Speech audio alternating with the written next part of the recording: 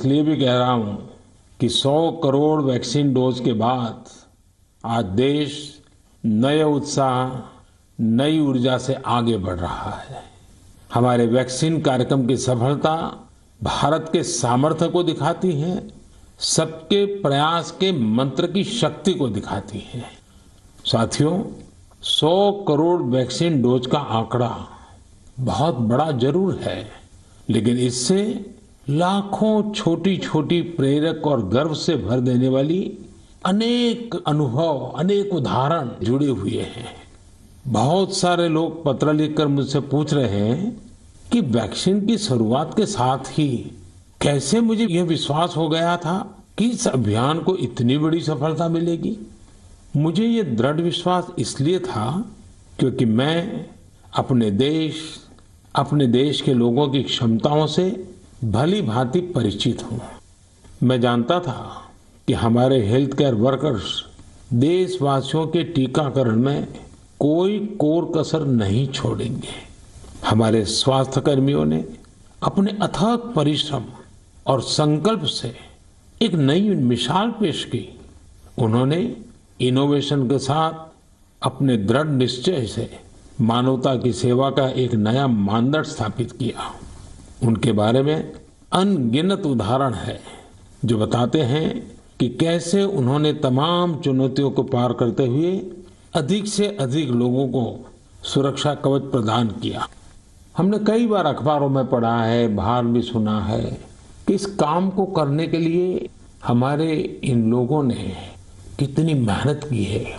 एक से बढ़कर एक अनेक प्रेरक उदाहरण हमारे सामने है। मैं आज मन की बात के श्रोताओं को उत्तराखंड के बागेश्वर की एक हेल्थ वर्कर पूनम नौटियाल जी से मिलवाना चाहता हूं। साथियों, ये बागेश्वर उत्तराखंड की उस धरती से है जिस उत्तराखंड ने 100% पहला डोज लगाने का काम पूरा कर दिया है। उत्तराखंड सरकार भी इसके लिए अभिनंदन की अधिकारी है, क्योंकि बहुत दुर्गम क्षेत्र है, कठिन क्षेत्र है। वैसे ही हिमाचल ने भी ऐसी कठिनाइयों में 100% डोज का काम कर लिया है। मुझे बताया गया है कि पूनम जी ने अपने क्षेत्र के लोगों के वैक्सीनेशन के लिए दिन रात मेहनत की है। पूनम जी नमस्ते। सर प्रणाम। पूनम जी, अपने बारे में बताइए जरा देश के श्रोताओं को। सर मैं पूनम नौटियाल हूँ। सर मैं उत्तराखंड के बागेश्वर डिस्ट्रिक्ट में चामी कोराली सेंटर में कार्यरत हूँ। सर मैं एक एएनएम हूँ। पूनम जी, मेरा सौभाग्य है, मुझे बागेश्वर आने का अवसर मिला था। वो एक प्रकार से तीर्थ क्षेत्र रहा है, तो वहाँ पुरातन मंदिर वगैरह भी मैं बहुत प्रभावित हुआ था। उस सदियों पहले कैसे लोगों ने काम किया होगा। हाँ जी सर। पूनम जी, क्या आपने अपने क्षेत्र के सभी लोगों का वैक्सीनेशन करवा लिया है? हाँ जी सर, सभी लोगों का हो चुका है। आपको किसी प्रकार की दिक्कत का भी सामना करना पड़ा क्या? हाँ जी सर। सर हम लोग जैसे बारिश होती थी वहाँ पे और रोड ब्लॉक हो जाती थी सर, नदी पार करके गए हैं सर हम लोग ना। और सर घर घर गए हैं, जैसे एनएचसीवीसी के अंतर्गत हम लोग घर घर गए हैं जो लोग सेंटर में नहीं आ सकते थे, जैसे बुजुर्ग लोग और दिव्यांग लोग, गर्भवती महिलाएं, धात्री महिलाएं, ये लोग सर। लेकिन वहाँ तो पहाड़ों पर घर भी बहुत दूर दूर होते हैं जी। तो एक दिन में कितना कर पाते थे आप? सर किलोमीटर के हिसाब 10 किलोमीटर, कभी 8 किलोमीटर। खैर, ये जो तराई में रहने वाले लोग हैं उनको ये समझ नहीं आएगा कि 8-10 किलोमीटर क्या होता है। मुझे मालूम है पहाड़ के 8-10 किलोमीटर मतलब पूरा दिन चला जाता है। हाँ जी। लेकिन एक दिन में, क्योंकि बड़ा मेहनत का काम है और वैक्सीनेशन का सारा सामान उठा करके जाना, आपके साथ कोई सहायक रहते थे कि नहीं? हाँ जी, टीम मेंबर हम लोग 5 लोग रहते सर ना। हाँ। तो उसमें डॉक्टर हो गए, फिर एएनएम हो गई, फार्मासिस्ट हो गए, आशा हो गई और डाटा एंट्री ऑपरेटर हो गए। अच्छा, वो डाटा एंट्री वहाँ कनेक्टिविटी मिल जाती थी या फिर बागेश्वर आने के बाद करते थे? सर कहीं कहीं मिल जाती, कहीं कहीं बागेश्वर आने के बाद करते थे हम लोग। अच्छा, मुझे बताया गया है पूनम जी कि आपने आउट ऑफ द वे जाकर लोगों का टीका लगवाया। ये क्या कल्पना आई आपके मन में, विचार कैसे आए और कैसे किया आपने? हम लोगों ने, पूरी टीम ने संकल्प लिया था कि हम लोग एक भी व्यक्ति छूटना नहीं चाहिए, हमारे देश से कोरोना बीमारी दूर भागनी चाहिए। मैंने और आशा ने मिलकर प्रत्येक व्यक्ति के हम लोगों ने गांव वाइज ड्यू लिस्ट बनाई। फिर उसके हिसाब से जो लोग सेंटर में आए उनको सेंटर में लगाया। फिर हम लोग घर घर गए हैं सर। फिर उसके बाद जो लोग छूटे हुए थे, जो लोग नहीं आ पाते सेंटर में। अच्छा, लोगों को समझाना पड़ता था? हाँ जी, समझाया। हाँ जी। लोगों का उत्साह है अभी भी वैक्सीन लेने का? हाँ जी सर, हाँ जी। अब तो सर लोग समझ गए हैं। फर्स्ट में बहुत दिक्कत हुई हम लोगों को समझाना पड़ता था कि ये जो वैक्सीन है सुरक्षित है और असरदार है। हम लोग भी लगा चुके हैं तो हम लोग तो ठीक हैं, आपके सामने हैं। और हमारे स्टाफ ने सबने लगा लिया है तो हम लोग ठीक हैं। कहीं पर वैक्सीन लगने के बाद किसी की शिकायत आई बाद में? नहीं सर, ऐसा कुछ नहीं हुआ। कुछ नहीं हुआ जी। सबको संतोष था? हाँ जी। कि ठीक हो गया? हाँ जी। चलिए, आपने बहुत बड़ा काम किया है और मैं जानता हूँ ये पूरा क्षेत्र कितना कठिन है। और पैदल चलना, पहाड़ों पे, एक पहाड़ पे जाओ फिर नीचे उतरो फिर दूसरे पहाड़ पे जाओ, घर भी दूर दूर, उसके बावजूद भी आपने इतना बढ़िया काम किया है। धन्यवाद सर, मेरा सौभाग्य सर आपसे बात हुई मेरी। आप जैसे लाखों हेल्थ वर्कर्स ने उनके परिश्रम की वजह से ही भारत 100 करोड़ वैक्सीन डोज का पड़ाव पार कर सका है। आज मैं सिर्फ आपका ही आभार व्यक्त नहीं कर रहा हूँ, बल्कि हर उस भारतवासी का आभार व्यक्त कर रहा हूँ जिसने सबको वैक्सीन, मुफ्त वैक्सीन अभियान को इतनी ऊंचाई दी, कामयाबी दी। आपको, आपके परिवार को मेरी बहुत बहुत शुभकामनाएं। मेरे प्यारे देशवासियों, आप जानते ही हैं कि अगले रविवार 31 अक्टूबर को सरदार पटेल जी की जन्म जयंती है। मन की बात के हर श्रोता की तरफ से और मेरी तरफ से मैं लौह पुरुष को नमन करता हूं। साथियों, 31 अक्टूबर को हम राष्ट्रीय एकता दिवस के रूप में मनाते हैं। हम सभी का दायित्व है कि हम एकता का संदेश देने वाली किसी न किसी गतिविधि से जरूर जुड़े। आपने देखा होगा, हाल ही में गुजरात पुलिस ने कच्छ के लखपत किले से स्टैच्यू ऑफ यूनिटी तक बाइक रैली निकाली है। त्रिपुरा पुलिस के जवान तो एकता दिवस मनाने के लिए त्रिपुरा से स्टैच्यू ऑफ यूनिटी तक बाइक रैली कर रहे हैं, यानी पूरब से चलकर पश्चिम तक देश को जोड़ रहे हैं। जम्मू कश्मीर पुलिस के जवान भी उरी से पठानकोट तक ऐसी ही बाइक रैली निकालकर देश की एकता का संदेश दे रहे हैं। मैं इन सभी जवानों को सैल्यूट करता हूं। जम्मू कश्मीर के ही कुपवाड़ा जिले की कई बहनों के बारे में भी मुझे पता चला है। ये बहनें कश्मीर में सेना और सरकारी दफ्तरों के लिए तिरंगा सिलने का काम कर रही हैं। ये काम देशभक्ति की भावना से भरा हुआ है। मैं इन बहनों के जज्बे की सराहना करता हूं। आपको भी भारत की एकता के लिए, भारत की श्रेष्ठता के लिए कुछ न कुछ जरूर करना चाहिए। देखिएगा आपके मन को कितनी संतुष्टि मिलती है। साथियों, सरदार साहब कहते थे कि हम अपने एकजुट उद्यम से ही देश को नई महान ऊंचाइयों तक पहुंचा सकते हैं। अगर हम में एकता नहीं हुई तो हम खुद को नई नई विपदाओं में फंसा देंगे। यानी राष्ट्रीय एकता है तो ऊंचाई है, विकास है। हम सरदार पटेल जी के जीवन से, उनके विचारों से बहुत कुछ सीख सकते हैं। देश के सूचना और प्रसारण मंत्रालय ने भी हाल ही में सरदार साहब पर एक पिक्टोरियल बायोग्राफी भी पब्लिश की है। मैं चाहूंगा कि हमारे सभी युवा साथी इसे जरूर पढ़ें। इससे आपको दिलचस्प अंदाज में सरदार साहब के बारे में जानने का अवसर मिलेगा। प्यारे देशवासियों, जीवन निरंतर प्रगति चाहता है, विकास चाहता है, ऊंचाइयों को पार करना चाहता है। विज्ञान भले ही आगे बढ़ जाए, प्रगति की गति कितनी ही तेज हो जाए, भवन कितने ही भव्य बन जाए, लेकिन फिर भी जीवन अधूरापन अनुभव करता है। लेकिन जब इनमें गीत, संगीत, कला, नाट्य, नृत्य, साहित्य जुड़ जाता है तो इनकी आभा, इनकी जीवंतता अनेक गुना बढ़ जाती है।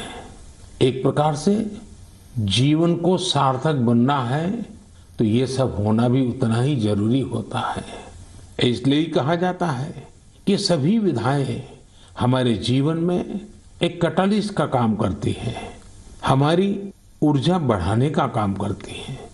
मानव मन के अंतर्मन को विकसित करने में, हमारे अंतर्मन की यात्रा का मार्ग बनाने में भी गीत, संगीत और विभिन्न कलाओं की बड़ी भूमिका होती है।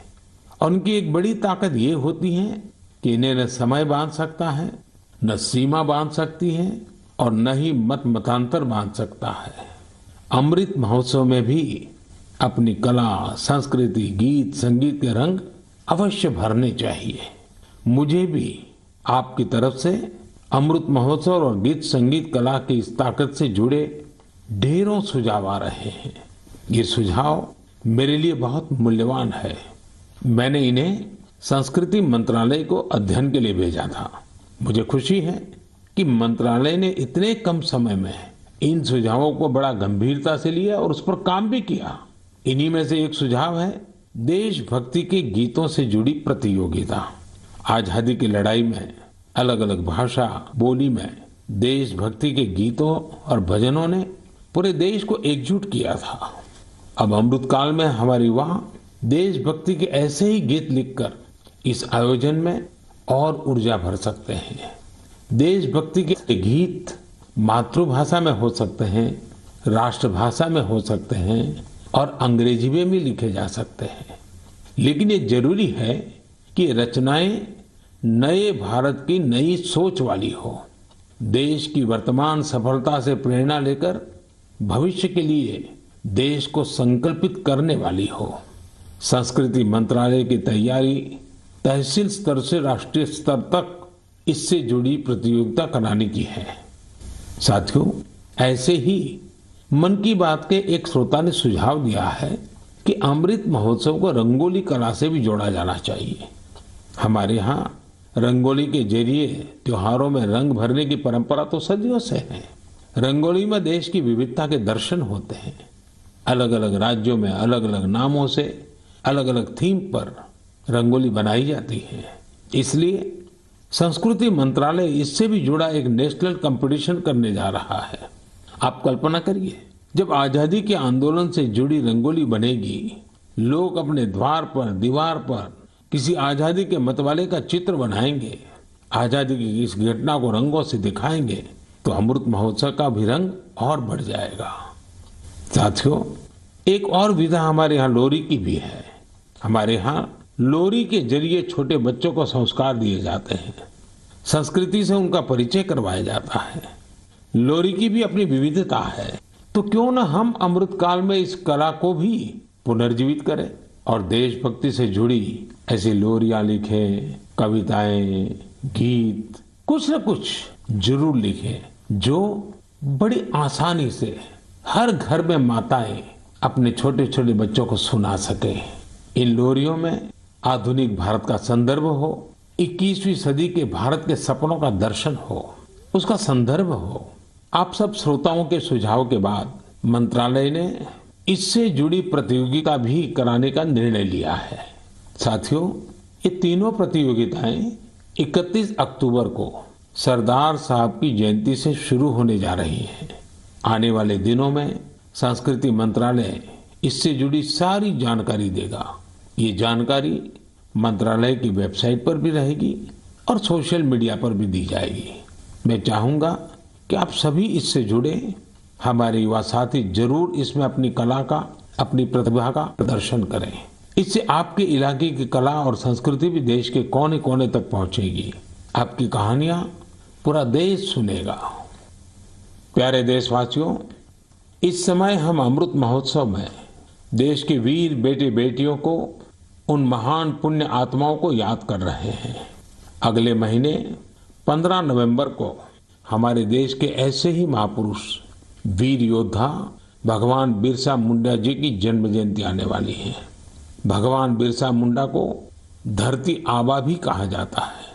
क्या आप जानते हैं कि इसका अर्थ क्या होता है? इसका अर्थ है धरती पिता। भगवान बिरसा मुंडा ने जिस तरह अपनी संस्कृति, अपने जंगल, अपनी जमीन की रक्षा के लिए संघर्ष किया, वो धरती आबा ही कर सकते थे। उन्होंने हमें अपनी संस्कृति और जड़ों के प्रति गर्व करना सिखाया। विदेशी हुकूमत ने उन्हें कितनी धमकियां दी, कितना दबाव बनाया, लेकिन उन्होंने आदिवासी संस्कृति को नहीं छोड़ा। प्रकृति और पर्यावरण से अगर हमें प्रेम करना सीखना है तो उसके लिए भी धरती आबा भगवान बिरसा मुंडा हमारी बहुत बड़ी प्रेरणा है। उन्होंने विदेशी शासन की हर उस नीति का पुरजोर विरोध किया जो पर्यावरण को नुकसान पहुंचाने वाली थी। गरीबी और मुसीबत से घिरे लोगों की मदद करने में भगवान बिरसा मुंडा हमेशा आगे रहे।